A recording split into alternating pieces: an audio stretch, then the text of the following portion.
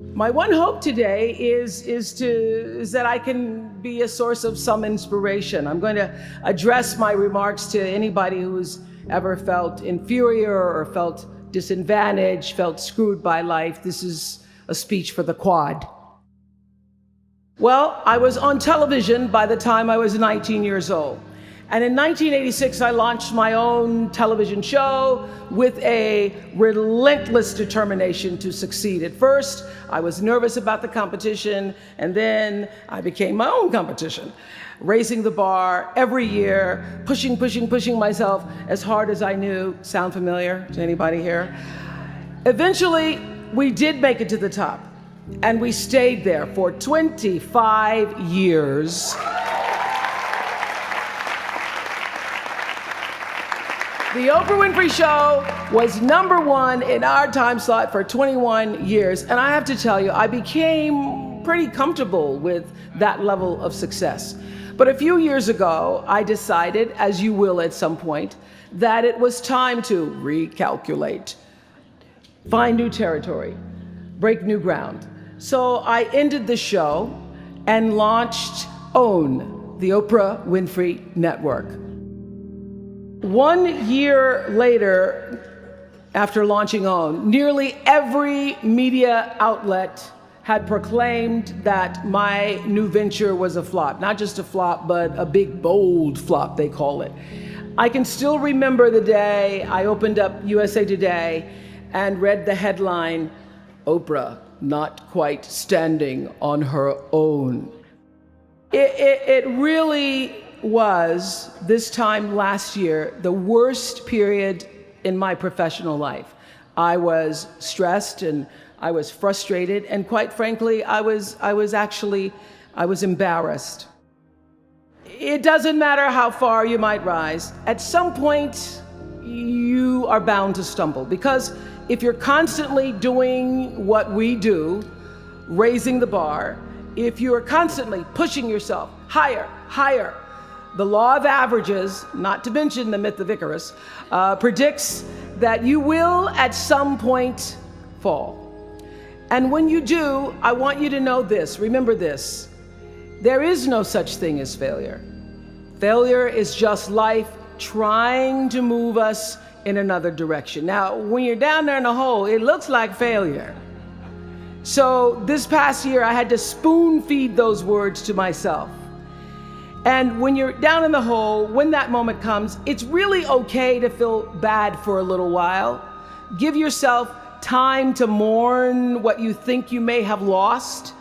But then, here's the key: learn from every mistake, because every experience, encounter, and particularly your mistakes, are there to teach you and force you into being more of who you are.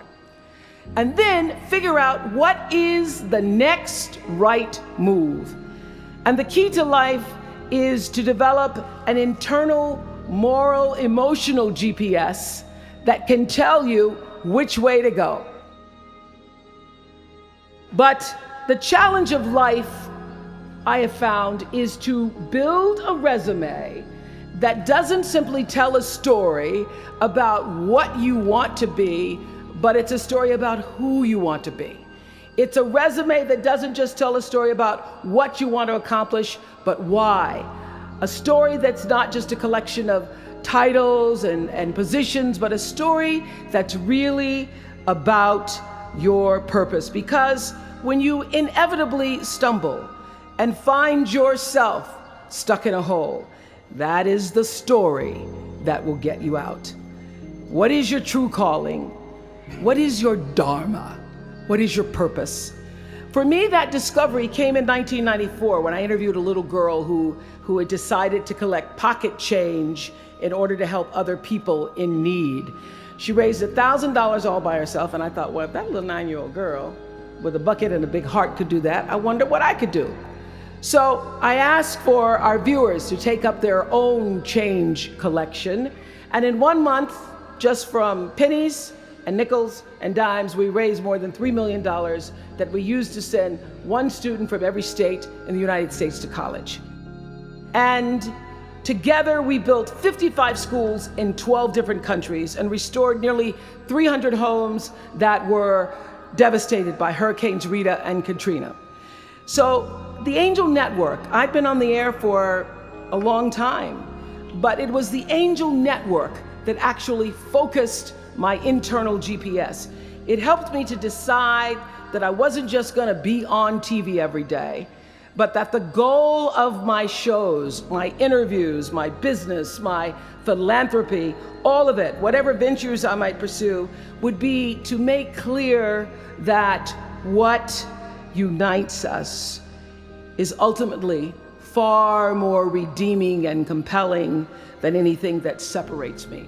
Because what had become clear to me, and I want you to know, it isn't always clear in the beginning, because as I said, I've been on television since I was 19 years old. But around 94, I got really clear. So don't expect the clarity to come all at once, to know your purpose right away. But what became clear to me was that I was here on earth to use television and not be used by it, to use television to illuminate the transcendent power of our better angels. So this Angel Network, it didn't just change the lives of those who were helped, but the lives of those who also did the helping. It reminded us that no matter who we are, or what we look like, or what we may believe, it is both possible and, more importantly, it becomes powerful to come together in common purpose and common effort. In our political system and in the media, we often see the reflection of a country that is polarized, that is paralyzed, and is self-interested. And yet, I know you know the truth.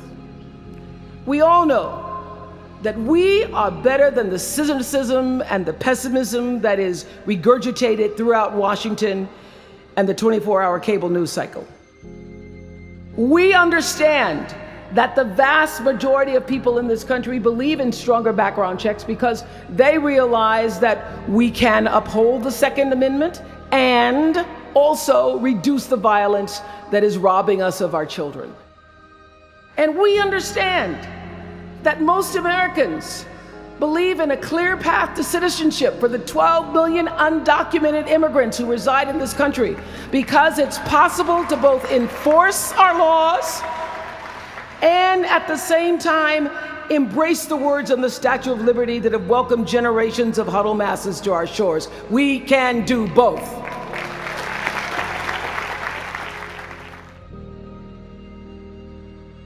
The point is, your generation is charged with this task of breaking through what the body politic has thus far made impervious to change.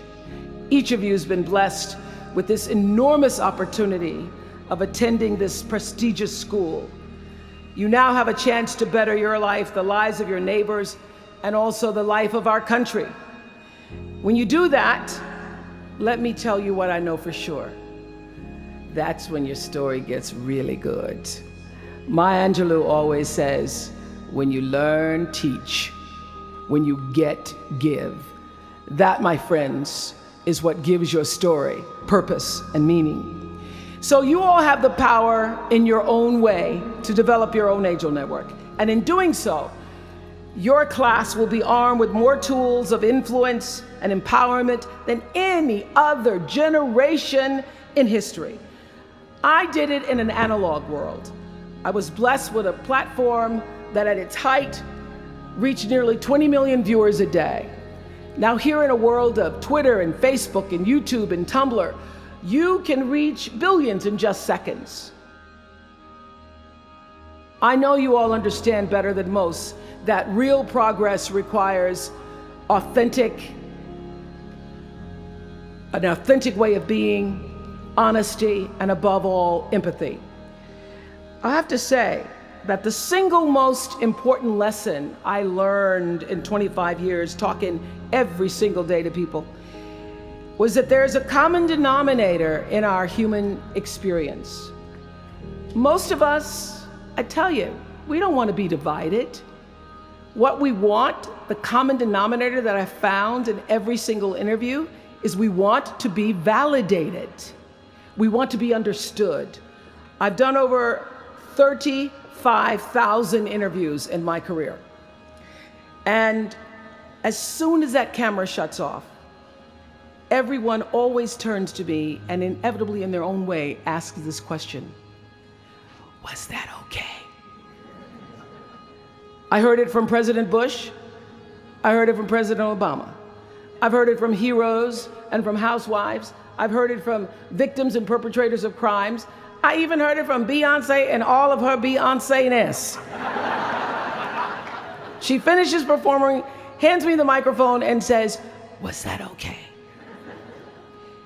Friends and family, yours, enemies, strangers, in every argument, in every encounter, every exchange, I will tell you, they all want to know one thing: was that okay? Did you hear me? Do you see me? Did what I say mean anything to you? So whether you call it soul or spirit or higher self, intelligence, there is, I know this, there's a light inside each of you, all of us, that illuminates your very human beingness if you let it. No matter what challenges or setbacks or disappointments you may encounter along the way, you will find true success and happiness if you have only one goal. There really is only one, and that is this: to fulfill the highest, most truthful expression of yourself as a human being. You want to max out your humanity by using your energy to lift yourself up, your family, and the people around you. Theologian Howard Thurman said it best. He said, "Don't ask yourself what the world needs. Ask yourself what makes you come alive, and then go do that. Because what the world needs is people who have come alive." From time to time, you may stumble, fall. You will for sure count on this. No doubt. You will have questions and you will have doubts about your path. But I know this: if you're willing to listen, to be guided by that still small voice that is the GPS within yourself, to find out what makes you come alive, you will be more than okay. You will be happy, you will be successful, and you will make a difference in the world.